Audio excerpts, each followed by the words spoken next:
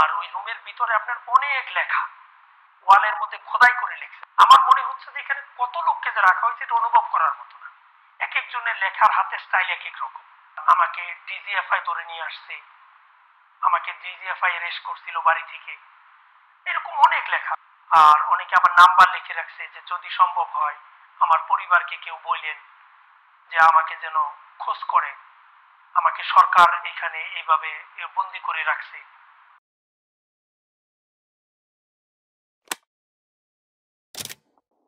উত্তরে 14 তলা বিল্ডিং, দক্ষিণে ম্যাচ বি, তার মাঝখানে হলো একটা মাঠ, মাঠের মাঝখানে।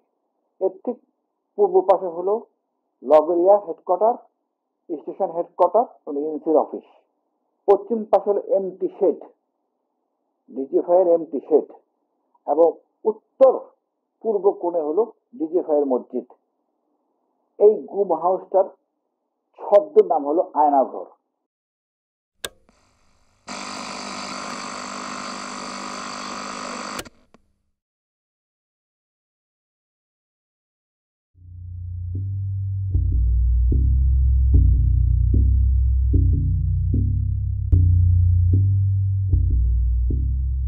ঢাকায় ডিজিএফআই সদর দপ্তরের ঠিক পেছনে অদ্ভুত এক স্থাপনা। র্যাপিড অ্যাকশন ব্যাটালিয়নের ওপর মার্কিন নিষেধাজ্ঞা আরোপের কয়েকদিন আগেই এই স্থাপনাটি ত্রিপলের ছাউনি দিয়ে ঢেকে ফেলা হয়। বাংলাদেশে বলপূর্বক অন্তর্ধান বা গুমের শিকার ব্যক্তিদের কোথায় আটক রাখা হয়? এই প্রশ্নের উত্তর খুঁজতে গিয়েই আমরা আয়নাঘর নামক এই গোপন কারাগারটির সন্ধান পাই।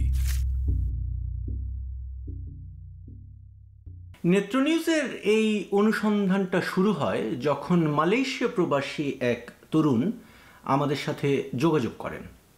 2016 সালের মে মাসে গাজীপুরের কাপাসিয়া থেকে তাকে গুম করা হয়। এই খবরটা তখন স্থানীয় একটা পত্রিকাতেও প্রকাশিত হয় এবং তার ভাই থানায় একটা জিডিও করেন। বেশ কয়েক মাস পরে ভুয়া একটা মামলায় তাকে গ্রেফতার দেখিয়ে কারাগারে পাঠানো হয়। সেখান থেকে ছাড়া পেয়ে তিনি মালয়েশিয়ায় ফিরে যান।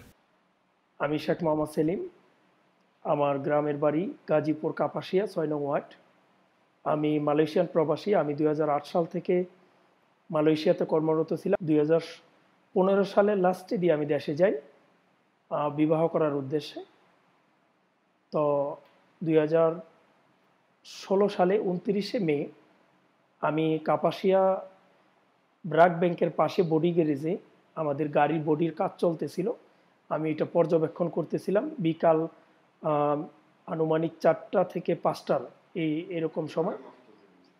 তো হঠাৎ করে 4-5 জন লোক, একটা গাড়ি আসলো, 4-5 জন লোক গাড়ি থেকে নামলো। তো ওনাদের হাতে একটা মনিটর ছিল। তো ওনারা আমার থেকে মেবি 10 ফিট ডিস্টেন্স ছিল দূরত্ব। তো অটোমেটিক আমার মোবাইলে একটা কল আসে। আমি মোবাইলটা বের করি, বের করার সাথে সাথে ওনারা আমার সামনে চলে আসে। সামনে আসার পরে আমাকে জিজ্ঞেস করে, আপনি কি শেখ মোহাম্মদ সেলিম? আমি বলি জি। তো 2 জন লোক আমার দুই পাশে আমাকে একরকম ধরার মতোই, বাট ধরে নাই। তো বললো একটু সামনে আসেন, কথা আছে। তো আমি যখন একটু সামনে যাই তো ওনারা 2 জন আমাকে ধরে গাড়িতে উঠায় জোরপূর্বক। গাড়িতে উঠানোর সাথে সাথে আমার চোখ বেঁধে ফেলে, আমার হাতটা বেঁধে ফেলে পিছনে। তারপরে আরেকটা মোটা কাপড় দিয়ে আমার চোখ বাঁধে, তারপরেও একটা টুপি পরায়। তো আমি গাড়িতে ওঠার সাথে সাথে একজন আমাকে বলে, যখন গাড়িটা চলতেছিল, আমাকে বলে আপকো হিন্দি আতা হ্যায়, হিন্দি মে বাত করো। তো আমি তো একটু নার্ভাস ফিল করছি। তারপরে আমি বলছি যে আমার হিন্দি থোড়া থোড়া আতা হ্যায়। তারপরে ওনারা বাংলায় আমাকে কথা বললো, জিজ্ঞেস করলো। তো বিভিন্ন কথা বললো, জিজ্ঞাসাবাদ করলো। তো গাড়ি খুব স্পিডে চলছিল, আমার নিঃশ্বাস বন্ধ হয়ে যাচ্ছিল। আমি ওনাদেরকে বললাম যে আমার নিঃশ্বাস বন্ধ হয়ে যাচ্ছে। তখন ওনারা টুপিটা একটু উপরে উঠায় দেয়। তো রাস্তার পথিমধ্যে আপনার আমাদের রাজেন্দ্রপুর বাজারে একমাত্র রেল ক্রসিং আছে, যেটা খুবই গাড়ি চললে খুবই আপনার মানে শব্দ হয় আর অনুভব করা যায়। যেহেতু আমি দীর্ঘদিন এই লাইনে আমাদের গাড়ির ব্যবসা ছিল, তো ওইখানে আসার পরে আমি অনুভব করতে পারি যে আমি রাজেন্দ্রপুর বাজারে রেল ক্রসিংয়ে আসি, একটু সামনেই আমাদের সেনাবাহিনী ক্যান্টনমেন্ট, ওইখানে উঁচু উঁচু আইল্যান্ড আছে। তো ওই আইল্যান্ডে যাওয়ার পরে আমি পুরোপুরি কনফার্ম যে আমি আপনার ক্যান্টনমেন্টের ভিতরে আছি। তো ক্যান্টনমেন্টের মেবি লাস্ট চেকপোস্টে ওই গাড়িটা সিগন্যাল দেওয়া হয়।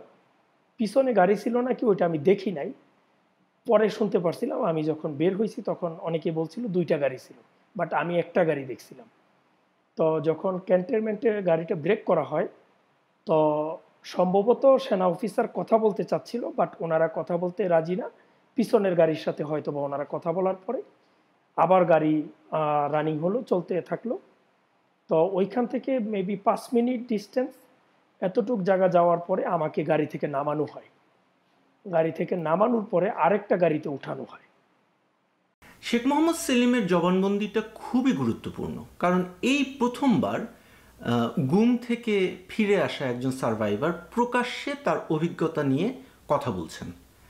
কারা তাকে ধরে নিয়ে গেল, ঠিক কোথায় রাখলো, এসব প্রশ্নের উত্তর তার জানা ছিল না, কিন্তু অনেক খুঁটিনাটি বিষয় তার মনে ছিল। কাপাসিয়া, রাজেন্দ্রপুর, গাজীপুর, ঢাকা, এই রাস্তাটা তার আগে থেকেই খুব পরিচিত ছিল, কারণ তিনি নিজে এক সময় এই রুটে বাস চালাতেন। কাজেই চোখ বাঁধা থাকলেও তিনি অনুমান করতে পারছিলেন গাড়িতে করে তাকে কোন দিকে নিয়ে যাওয়া হচ্ছে।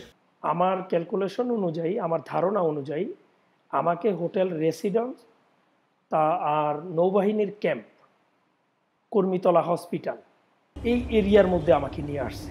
আমাকে মেন রুট থেকে সম্ভবত, মানে আমার ওই গাড়িটা যখন ঘুরানো হয় তখন আমি ফিল করতে পারছি ডানে হতো বা বামে যে কোনো একটা জায়গায় ঢুকিয়ে দিল গাড়িটা। তো আমার মনে হয়েছিল যে নৌবাহিনীর ক্যাম্প প্লাস কর্মীতলা হসপিটাল, যে কোনো আশেপাশে। যখন আপনার মেন রুট থেকে ঢুকানো হয়, ওইখানে আমি 2টা আইল্যান্ড ফিল করতে পারি, প্লাস একটা চেকপোস্টও ছিল যেখানে ওনারা গ্লাস একটু নামিয়ে কথা বলে। তো গাড়িটা খুবই স্লোলি চলছিল, মোটামুটি আপনার 10-15 মিনিট গাড়িটা চলার পরে, বা আরও কম সময়, বাট আমি একজ্যাক্টলি ইয়েটা বলতে পারবো না। তো গাড়িটা যে কোনো এক জায়গায় ব্রেক করা হয়। ব্রেক করার পরে আমাকে গাড়ি থেকে নামানো হয়। নামানোর পরে আপনার কেচি গেট বলে আমাদের, যেটা আমাদের বাংলাদেশে কলিপসেবল গেট যেটাকে বলে আর কি, আপনার ওই গেটটা খোলা হয়। তো আমি শব্দ ফিল করতে পারি, যেহেতু আমি দীর্ঘদিন ওয়েল্ডিংয়ের সাইটে জব করেছি মালয়েশিয়াতে।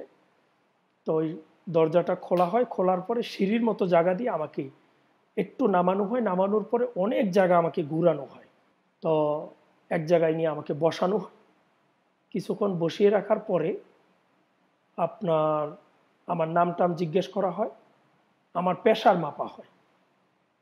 আমার প্রেশার মাপা আমি তো আর দেখি নাই, বাট ওনারা এখানে আপনার মেডিকেল ইকুইপমেন্ট লাগিয়ে ওনারা চেক করে। সেলিমকে যেখানে নিয়ে যাওয়া হয় সেই জায়গাটার ব্যাপারে বেশ কিছু সূত্র তার এই সাক্ষাৎকারে আছে। রাফ একটা লোকেশন, কলাপসিবল গেট, প্রেশার মাপার বিষয়টা, তাকে সেখানে এনার্জি প্লাস বিস্কুট খেতে দেওয়া হয়েছে, মাম পানির বোতল দেওয়া হয়েছে, যে সেলগুলোতে তাকে রাখা হয়েছে সেগুলোর বর্ণনা, ওইখানে বিকট শব্দে এক্সস্ট ফ্যান চলতো, সাউন্ড বাজানো হতো ইত্যাদি। এক জায়গায় তিনি বলেছেন তিনি ভোরের দিকে একটা বিমানের ওঠানামার কম্পন টের পেতেন, যা থেকে বোঝা যায় যে ওই গোপন বন্দিশালার আশেপাশে একটা এয়ারপোর্ট বা এয়ারফিল্ড ছিল। সবচেয়ে বড় সূত্রটা হলো তাকে যে সেলে রাখা হয়েছিল সেখানেই অন্য বন্দিরা ওয়ালের মধ্যে খোদাই করে ডিজিএফআই এর কথা লিখে রেখেছিলেন। আর ওই রুমের ভিতরে আপনার অনেক লেখা ওয়ালের মধ্যে খোদাই করে লিখছে। আমার মনে হচ্ছে যে এখানে কত লোককে যে রাখা হয়েছে এটা অনুভব করার মতো না। এক একজনের লেখার হাতের স্টাইল এক এক রকম। আমাকে ডিজিএফআই ধরে নিয়ে আসছে, আমাকে ডিজিএফআই অ্যারেস্ট করছিল বাড়ি থেকে, এরকম অনেক লেখা। আর অনেকে আবার নাম্বার লিখে রাখছে যে যদি সম্ভব হয় আমার পরিবারকে কেউ বললেন যে আমাকে যেন খোঁজ করে, আমাকে সরকার এখানে এইভাবে বন্দি করে রাখছে। সেলিমের ইন্টারভিউ থেকে নেওয়া সূত্রগুলো ধরে আমরা র্যাব, পুলিশ এবং ডিজিএফআই এর বেশ কয়েকজন অফিসারের সাথে কথা বলি। তাদের মধ্যে কয়েকজন আমাদের বর্ণনা শুনে এই স্থাপনাটা চিনতে পারেন এবং তারা আমাদেরকে বলেন এই গোপন কারাগারটির নাম হলো আয়নাঘর। এই কারাগারটিতে প্রায় 30টির মতো সেল আছে এবং বেশ কয়েকটি সাউন্ড প্রুফ ইন্টারোগেশন রুম আছে যেখানে বন্দীদের নির্যাতন করা হয়। এখানে আটক ছিলেন বা এখনো আটক আছেন এমন কয়েকজন বন্দীদের বিষয়ে আমরা জানতে পেরেছি। এদের মধ্যে একজন হলেন লেফটেন্যান্ট কর্নেল হাসিনুর রহমান। আমার নাম লেফটেন্যান্ট কর্নেল মোহাম্মদ হাসিনুর রহমান, বীর প্রতীক। সেনাবাহিনীতে 28 বছর চাকরি করেছিলাম, তারপর বরখাস্ত। সাবেক সেনা কর্মকর্তা হাসিনুর রহমান এখন পর্যন্ত 2 বার গুম হয়েছেন। প্রথমবার গুম থেকে ফিরে আসার পর 2018 সালের অগস্ট মাসে তিনি দ্বিতীয়বার গুম হন। মিরপুর ডিওএইচএস থেকে তাকে অপহরণ করা হয়। 1 বছর 6 মাস 14 দিন আয়নাঘরে বন্দী ছিলেন হাসিনুর। আমি যেহেতু আগে চাকরি করছি ঢাকা শহরে, মিলিটারি পুলিশের অফিস অফিসার ছিলাম আর্মি এমপি ইউনিটের, তা আমি এলাকাটা চিনে ফেলি, স্থানটাও চিনে ফেলি। যে নতুন যে কমপ্লেক্স গুম হাউজের, সেটা হলো 5টা করে রুম, প্রতি 5টা রুমের সাথে একটা করে বাথরুম। যেই পাশে আমি ছিলাম, অর্থাৎ পশ্চিম পাশের 5টা রুমের সাথে যেই বাথরুম, সে বাথরুমে 2টা প্যান আছে, একটা লো প্যান, একটা হাই কমোড। আমি হাই কমোডের উপরে উঠে একজস্ট ফ্যান দিয়ে বাইরে তাকাই, আমি দেখতে পাই পুরান বিল্ডিং এবং আমি চিনতে পারি মোটামুটি এর এলাকাটা কোনটা। এটা হলো সম্পূর্ণ কমপ্লেক্সটা হলো উত্তরে 14তলা বিল্ডিং, দক্ষিণে মেজ বি, তার মাঝখানে হলো একটা মাঠ, মাঠের মাঝখানে এর ঠিক পূর্ব পাশে হলো লগরিয়া হেডকোয়ার্টার, স্টেশন হেডকোয়ার্টার এবং এনসির অফিস। পশ্চিম পাশে হলো এমটি শেড, ডিজিএফআই এর এমটি শেড, এবং উত্তর পূর্ব কোণে হলো ডিজিএফআই এর মসজিদ। এই গুম হাউসটার ছদ্ম নাম হলো আয়নাঘর। আয়নাঘরের বর্ণনা দিতে গিয়ে হাসিনুর রহমান বলছেন, এখানে 2টি সেকশন আছে, 10টি রুমের নতুন সেকশন এবং 16টি রুমের পুরনো সেকশন। সামরিক ও বেসামরিক ব্যক্তিরা এখানে প্রহরীর কাজ করেন। আমরা যখন হাসিনুর রহমানের সাক্ষাৎকার নেই, তখন সবচেয়ে স্ট্রাইকিং বিষয়টা ছিল যে তার দেওয়া বর্ণনা এবং শেখ মোহাম্মদ সেলিমের দেওয়া বর্ণনা অনেকটাই মিলে যায়। তো রাতে আমাকে এনার্জি প্লাস বিস্কুট দেওয়া হয়। এনার্জি প্লাস বিস্কিট দেওয়া হয়তো মাঝে মাঝে। এক্স্যাক্টলি আমি আপনাকে 2 দিন 3 দিন এটা বলতে পারবো না, যেহেতু সূর্যের আলো বাতাস কোনোটাই আমি ফিল করতে পারি নাই। কখন সময় যাচ্ছে, কি হচ্ছে, মানে ওইটা আসলে আপনার অনুমান করা যায় না। তারপরও খাবারের যে সময়টা, এটা অনেক সময় দেখা যাইতো যে খুব ক্ষুধা লাগছে, খাবার দিচ্ছে না, আবার দেখা যাচ্ছে কিছুক্ষণ আগে খাইলাম আবার খাবার দিল, মানে এমন একটাই অবস্থা। খাবারের কন্ডিশন খুব ভালো ছিল। আপনার খাবার খুব ভালো খাবার দেওয়া হইতো। 1 বোতল করে মাম ওয়াটার দেওয়া হইতো। নর্মাল আমাদের যে মামের বোতলগুলি আছে, যেগুলি, এই বোতলগুলি দিত। একটা বিমান ল্যান্ড করতো, মানে বিমানের মতো একটা শব্দ হইতো, আমার মনে হচ্ছিল যে বিমানটা ল্যান্ড করে। তার সাথে কিন্তু রানওয়ে, যে তেজগাঁও রানওয়ে বলে, তো ওইখানকার নর্মাল রুটিন প্লেন, এয়ারফোর্সের বা আর্মি এভিয়েশনের সেসনাগুলি উদ্যান বা নামার জন্য এই শব্দগুলি শোনা যেত। আর ফ্যান বন্ধ করলে, আপনাকে আরেকটা জিনিস বলি, অনেক লোকের কান্নার শব্দ আসে, কিন্তু ওইটা ফ্যান ছাড়া থাকা অবস্থায় বোঝা যায় না। ফ্যানটা বন্ধ করলে কান্নার শব্দ শুনতে পাই। আর যখন টয়লেটে নিয়ে যায় তখনও ওনাদের কান্নার শব্দ শোনা যায় না। কারণ হলো ওই সময় আপনার ফ্যান বাইরে আপনার রুম থেকে যখন আমাদেরকে বের করতো চোখ বেঁধে, ওইখানের শব্দটা আরো বিকট হইতো। কোনো কিছু শোনা না যায়, ভিতরে কোনো শব্দটা বাইরে না যায়, এটা বড় একজস্ট ফ্যান ইউজ করে, খুব বড় বড়। যেমন ওই প্রতি 5টা রুমের সাথেই 2টা একজস্ট ফ্যান, অর্থাৎ ওই 10টা রুমের সাথে 4টা একজস্ট ফ্যান, যাতে কোনো শব্দ ভিতর থেকে বাইরে না যায়, বাইরের শব্দ ভিতর থেকে ভিতরে না আসে। ওই রুমটা আপনার খুব ভিতরের জায়গাটা সম্ভবত 10 ফিট স্কোয়ার হবে, খুব উঁচা। আর রুমে আপনার কোনো জানালা নাই, একটাই দরজা, আপনার একটা গ্রিলের দরজা আর একটা কাঠের দরজা।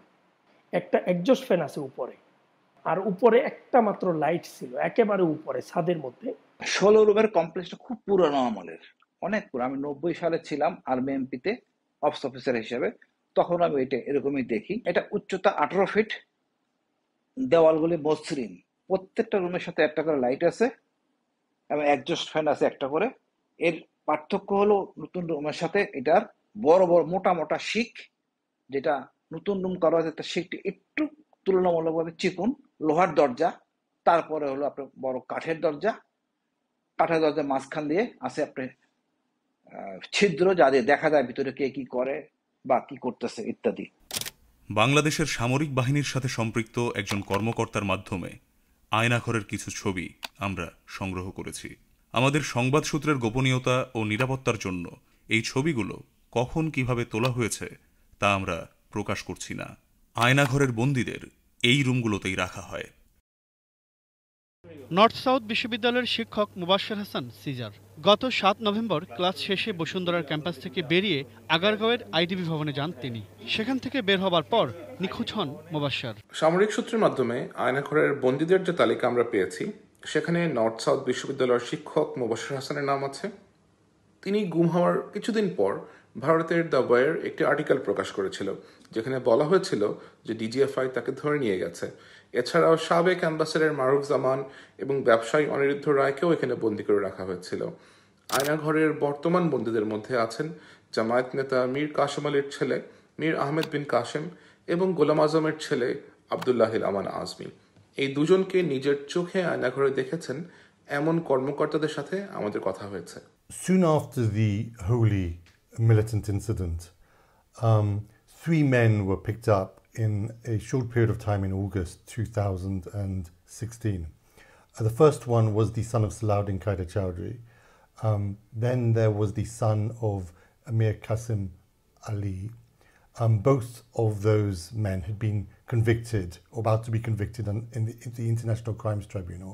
And the third one was Brigadier General Azmi, who was a son of Ghulam Azam, who'd also been convicted at the International Crimes Tribunal, but hadn't been executed. And in all 3 incidents, there was clear eyewitness testimony to clearly substantiate that they were picked up by law enforcement agencies. And immediately after each of them were picked up, the state agencies refused to acknowledge that they had done that. Effectively, they were secretly detained from the point at which they were detained. They hadn't been formally arrested. They weren't brought before the court. A few months after the 3 men were picked up and their whereabouts remained unknown and they're assumed to have been secretly detained, I managed to speak to a close associate of the Prime Minister, an individual who was in a position to have conversations with the Prime Minister and know about some of these kinds of secret dealings that took place. And he confirmed to me that these 3 men had been picked up by DGFI, a military intelligence agency, and were in secret detention, although he was unclear of exactly the whereabouts of these men right now. But he understood that at some point in time, they had been taken to the military interrogation unit, or he wasn't entirely sure of the exact name, but that's what he said. And they were definitely picked up at the behest of DGFI, having persuaded Sheikh Hasina what he called a cock and bull story, a concocted story, that somehow that these men were involved in militant activities and that they needed to be taken out effectively. সাধারণত এই 10 রুমের জন্য 2 জন লোক duty করে আর 16 রুমের জন্য 2 জন duty করে। এই ডিউটির কাজ হলো 3 বেলা রুটিন ওয়াইজ বাথরুমে নেওয়া হয়। সকালে সাধারণত ডিউটি শুরু হয়, সকালের ডিউটিটা 4টা থেকে শুরু হয়, 8টা পর্যন্ত 4 ঘন্টা করে ডিউটি করে প্রহরীগুলি। একদিন সকালে যেহেতু আমি মোটামুটি 10 জনের মধ্যে মোটামুটি একটু সম্মানী লোক, আমাকে ওই বাথরুমে নেবে, তা আমাকে নেওয়ার জন্য নিয়ে গেলেই ইতিমধ্যে বাথরুমের ভিতরে ছিল আরেকজন, তার দরজাটা খোলা হয়। আমি তখন দাঁড়ায় আছি, দাঁড়ায় দেখতেছি দরজাটা খোলা হচ্ছে এবং ব্রিগেডিয়ার আজমিকে আমি দেখে ফেলি হাই কমান্ডের ওখানে। তখনও তার চোখ বাঁধা হয় নাই, মুখটা খোলা। তখন আমাকে সরে নেওয়া হয়। তা আমার বুঝতে আর বাকি থাকে না যে এখানে ব্রিগেডিয়ার আজমি থাকে। পরবর্তীতে আমি ওখানকার একটা ছেলের সাহায্য নিয়ে সমুদয় ব্যাপারটা বিস্তারিত জানি যে ব্রিগেডিয়ার আজমি ওখানে আছেন। আয়নাঘরে বন্দী ছিলেন এমন আরও 2 জনকে আমরা শনাক্ত করতে পেরেছি। এদের মধ্যে একজন হলেন বাড্ডা লিটন, যার সাথে সেলিমকে একই ঘরে রাখা হয়েছিল। দ্বিতীয়জন হলেন ইংলিশ মিডিয়াম স্কুলের একজন টিচার, যিনি সেলিমের পাশের ঘরে ছিলেন। তৃতীয় আরেকজন হলেন বংশালের যুবদল নেতা সোহেল, যার সাথে সেলিমের কথা হয়েছিল, কিন্তু তাকে আমরা পুরোপুরি শনাক্ত করতে পারিনি। ওই দিনটা খুব মারধর করার পরে আমাকে আর ওই রুমে নিয়ে যাওয়া হয় নাই, আমাকে আপনার আরেকটা রুমে নিয়ে যায়, অনেক দূর হাঁটায় নিয়ে যায়। অনেক দূর হাঁটানোর পর একটা রুমে নিয়ে যায় যেখানে প্রচণ্ড গরম ফিল করি প্রথম অবস্থায়। তো ওই রুমে যাওয়ার পরে আমি একজন ব্যক্তিকে দেখতে পাই। তো প্রথম অবস্থায় উনি ওনার নাম বলেন, উনি খুব চুপচাপ ছিলেন, একেবারে চিকন ছিলেন, আর ওনার শরীরের সামলা ছিল, লম্বা চূড়া। তো সম্ভবত অনেকটা সময় যাওয়ার পরে উনি ওনার পরিচয় দিল যে আমার নাম লিটন, আমার বাড়ি বাড্ডাতে। উনি বাড্ডার লিটন। উনি সম্ভবত 2017 সালে বা 16 সালে বাংলাদেশ থেকে সরকারিভাবে অলিম্পিকে মার্শাল আর্টে অলিম্পিকে যোগ দেওয়ার জন্য যাওয়ার কথা ছিল। আপনার ওইটাকে মার্শাল আর্ট বলছিল না এক্স্যাক্টলি, মানে ক্যারাতি বলছিল আর কি, তো আমি বুঝি নাই। তখন উনি মার্শাল আর্ট বললো আমাকে, ক্যারাতি সম্ভবত। বাড্ডার লিটন সম্পর্কে সেলিম যে বর্ণনা দিয়েছেন সেটার উপর ভিত্তি করে আমরা বিভিন্ন ডেটাবেজে এই বর্ণনার সাথে মিলিয়ে অনুসন্ধান শুরু করি। আমাদের অনুসন্ধানে শেখ মোহাম্মদ আবু সালে নামক একজনের সন্ধান পাই, যিনি ঢাকার একটা কারাতে স্কুলে প্রশিক্ষক ছিলেন। 2016 সালের নভেম্বরে র্যাব তাকে গ্রেফতার দেখায়। সে সময় অভিযোগ আনা হয় যে এই আবু সালে ওরফে লিটন ওরফে হুরাইরা একজন জিহাদি সন্ত্রাসী এবং তিনি আইসিসের কারাতে প্রশিক্ষক হিসাবে কাজ করতেন। আমরা তার ছবি সেলিমকে দেখাই এবং তিনি আমাদেরকে নিশ্চিত করেন যে এই শেখ মোহাম্মদ আবু সালেই সেই বাড্ডার লিটন যার সাথে তার আয়নাঘরে দেখা হয়েছিল। এখানে ঘটনার টাইমলাইনটা খুবই ইন্টারেস্টিং। জুন মাসের দিকে যে লোক ডিজিএফআই এর হেফাজতে ছিল, নভেম্বর মাসে তাকে র্যাবের হাতে গ্রেফতার দেখানো হয়েছে এবং সেটাকে আবার সন্ত্রাসবাদ বিরোধী অভিযানের একটা সাফল্য হিসাবে প্রচার করা হয়েছে। তো ওই বাড্ডা লিটনের সাথে মোটামুটি একটু সময় যাওয়ার পরে উনি আমার বিষয়ে জিজ্ঞাসাবাদ করলো, আমি বললাম। তো উনিও ওনার পরিবারের কথা বললো যে ওনার 2টা বাচ্চা আছে। উনিও মাঝে মাঝে খুব কান্নাকাটি করতো। তো আমি রাত্রে একদিন স্বপ্নে দেখলাম যে আমাকে পুলিশ তাড়া করছে, আমি আমার বাড়ির পিছন দিয়ে ওয়াল টপকিয়ে বের হয়ে গেছি। তো আমি এটা ওনাকে বলি। উনি আবার ওই যে আমার বাম পাশে যে ব্যক্তি ছিল ওনার সাথে ওই ফ্যান বন্ধ করার অবস্থায় কথা বলল। ওনার সাথে বলল যে সেলিম একটা স্বপ্ন দেখলো, তো উনি বলল যে এটা তো খুব ভালো সংবাদ, উনি খুব দ্রুতই মনে হয় মুক্তি পাবে। তো তখন উনি বলল যে টয়লেটের মধ্যে সব টয়লেটে, উনি বলছে যে ওনাকে যেই টয়লেটে নিয়ে গেছে ওইখানে উনি ওনার আম্মার নাম্বারটা লিখে রাখছিল। তো নাম্বারটা আমার এখনো মনে আছে। আমি কি নাম্বারটা বলবো আপনাকে? 017-140।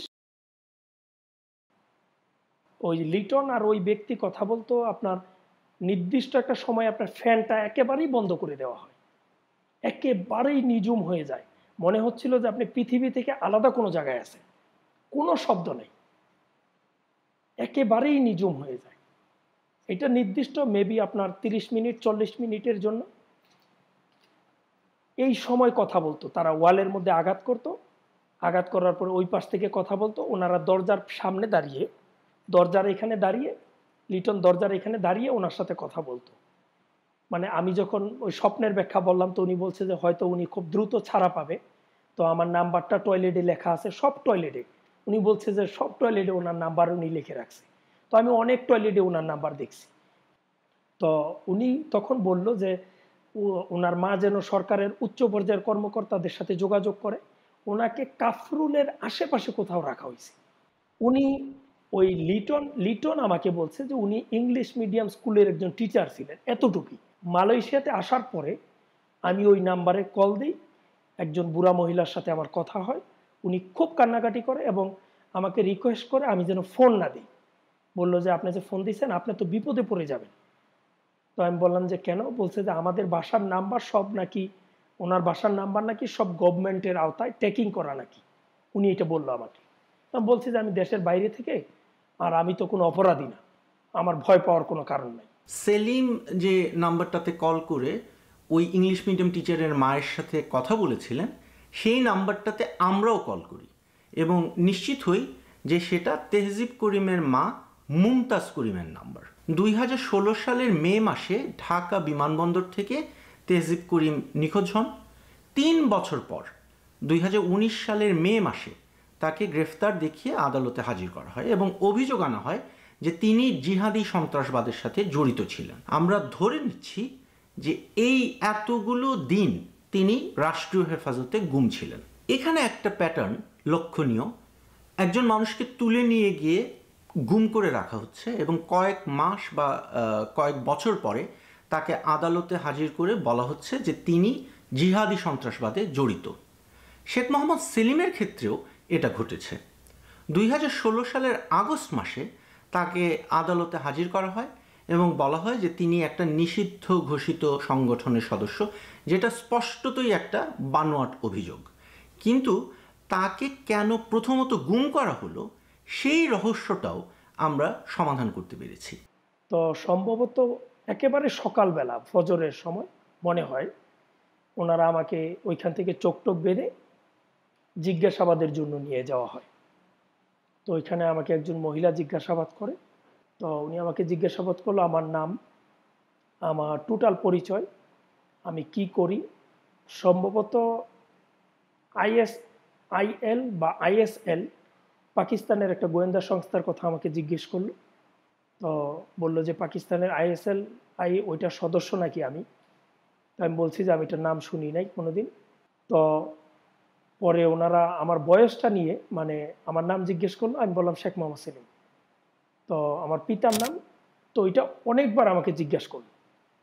তো পরে ওনারা মানতে চাচ্ছিল না যে আমার জন্ম তারিখ 1/1/1990। তো ওনারা আমাকে ওই সময় মাস শুরু করে, আপনার মানে কোন দিক থেকে বাড়ি দেয় আমি অনুভব করতে পারিনি, বাট ডানে বামে, মানে আমি এদিকে কাইতে হলে ওইদিকে বাড়ি দেয়, পায়ে বাড়ি দেয়, ডান পাশে বাম পাশে, খুব জোরে জোরে মারে। তো আমিও খুব কান্নাকাটি করি, সব বিষয়ে জিজ্ঞাসাবাদ করে। তো আমার একটু চুপ করে রইল ওনারা। ওই মহিলা হঠাৎ করে জিজ্ঞেস করলো, শেখ মোহাম্মদ সেলিম? আমি বললাম জি। বলল যে আপনি কখনো পঞ্চগড় গেছেন? আমি বললাম যে না। তারপরে জিজ্ঞেস করলো যে আমাকে সম্ভবত আপনার গোপালগঞ্জের যে কোনো একটা এরিয়ার নাম বলল, যে আপনি গোপালগঞ্জ সম্ভবত কি জানি কোতোয়ালিপাড়া হয়তো এরকমই একটা নাম হইতে পারে, যে ওইখানে আমি নাকি বোমা পুঁতে রাখছিলাম শেখ হাসিনাকে হত্যা করার জন্য। আমি বলছি যে না, আমি ওই এলাকাতে কখনো যাইনি। তো ওনারা কেমন জানি মানতেছিল না যে আমি, আমার বাড়িটা কাপাসিয়া 6 নং ওয়ার্ডে। আমরা যেটা ধারণা করছি, সেলিমের কেসটা একটা মিস্টেকেন আইডেন্টিটি বা ভুল পরিচয়ের কেস ছিল। জিজ্ঞাসাবাদের সময় তাকে বলা হয়েছে যে তিনি শেখ হাসিনার উপর হামলার সাথে জড়িত ছিলেন। শেখ মোহাম্মদ সেলিম তার আসল নাম নয়, তার বয়স আসলে অনেক বেশি ইত্যাদি। এই বক্তব্যগুলোর বিপরীতে অনুসন্ধান চালিয়ে আমরা আরেকজন মানুষের সন্ধান পাই, যার নাম মোহাম্মদ ইকবাল হোসেন। 2021 সালের ফেব্রুয়ারিতে এই ইকবাল হোসেন গ্রেফতার হন বা তাকে গ্রেফতার দেখানো হয়। সে সময় র্যাব এবং বিভিন্ন গোয়েন্দা সংস্থা বরাত দিয়ে পত্রপত্রিকার যে রিপোর্টিংয়ে বলা হয় ইকবাল হোসেন হরকাতুল জিহাদের সদস্য এবং তিনি 21শে আগস্টের গ্রেনেড হামলার সাথে জড়িত ছিলেন। ইকবাল একসময় মালয়েশিয়ায় ছিলেন এবং সেখানকার ভুয়া কাগজপত্রে তার নাম ছিল সেলিম। আমরা আরও যেটা দেখি, তাকে ধরার জন্য গাজীপুর ও সাভারে অভিযান চালানো হয়েছে বেশ কয়েকবার। সুতরাং আমাদের মূল্যায়ন হলো ইকবাল হোসেনকে আটক করতে গিয়েই শেখ মোহাম্মদ সেলিমকে আটক করে ডিজিএফআই। পরবর্তীতে তারা তাদের ভুলটা বুঝতে পারে এবং সেলিমকে ডিবি পুলিশ বা সিটিটিসির হেফাজতে পাঠিয়ে দেয়। শেখ মোহাম্মদ সেলিমের নারকীয় অভিজ্ঞতার এখানেই শেষ নয়। সিটিটিসির হেফাজতে হস্তান্তর করার পরে তাকে ঢাকার মিন্টো রোডের ডিবি কার্যালয়ে নিয়ে যাওয়া হয়। সেখানে তার অভিজ্ঞতার বর্ণনা থাকছে এই প্রতিবেদনের দ্বিতীয় পর্বে। পর্বটি দেখতে চোখ রাখুন নেত্র নিউজের ইউটিউব চ্যানেলে। নেত্র নিউজের এই অনুসন্ধানে প্রাপ্ত তথ্যগুলো নিয়ে আমরা কথা বলেছি হিউম্যান রাইটস ওয়াচের সাউথ এশিয়া ডিরেক্টর মীনাক্ষী গাঙ্গুলির সাথে। In our work on enforced disappearances, obviously we've known that there are these secret sites.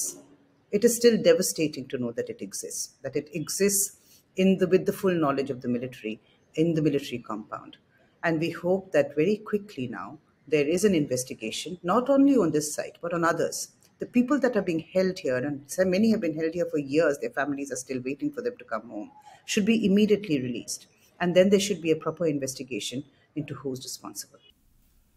বাংলাদেশের সামরিক বাহিনীর সাথে সম্পৃক্ত একজন কর্মকর্তা আমাদের নিশ্চিত করেছেন যে আয়নাঘর নামক গোপন কারাগারটির পরিচালনার দায়িত্বে আছে ডিজিএফআই এর counter terrorism intelligence bureau CTIB.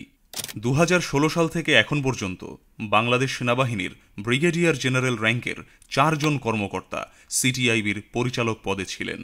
এই সময়কালে ডিজিএফআই এর মহাপরিচালক পদে দায়িত্বে ছিলেন মেজর জেনারেল র্যাঙ্কের 4 জন কর্মকর্তা। নেত্র নিউজের পক্ষ থেকে এই অনুসন্ধানের বিষয়ে ডিজিএফআই এর বক্তব্য চেয়ে সংস্থাটির মুখপাত্রের সাথে যোগাযোগ করা হলেও তিনি কোনো বক্তব্য দেননি। ভাই ভালো আছেন? ভাই আপনার কাছে তো আসলে কোনো কিছু দাবি করি না, শুধু একটাই চাওয়া, একটাই দাবি যে আমাদের এই নিউজটা যেন এমনভাবে উপস্থাপিত হয় জনসাধারণের সামনে বা ওয়ার্ল্ডের সামনে, এমনভাবে উপস্থাপিত হয় যাতে করে এই বাংলাদেশে যতগুলা মানুষ গুম হয়েছে, যতগুলা মানুষ ক্রস ফায়ারে আসামি হয়েছে, মারছে তাদেরকে, যারা এখনো গুম আছে, এই মানুষগুলার ভাগ্যের যেন একটা পরিবর্তন আসে, আর ভবিষ্যতে যেন এমন বিপদে বা এমন নির্যাতন নিপীড়নের শিকার যেন বাংলাদেশের কোনো মানুষ না হয়। আপনার কাছে আমার এটাই চাওয়া। আমি তো মন থেকে চাই যে আমার মতো এমন যারা নির্যাতিত নিপীড়িত প্রত্যেকটা মানুষ আইসা কথা বলুক আপনাদের সাথে, কিন্তু কেন জানি সবাই ভয় পায়।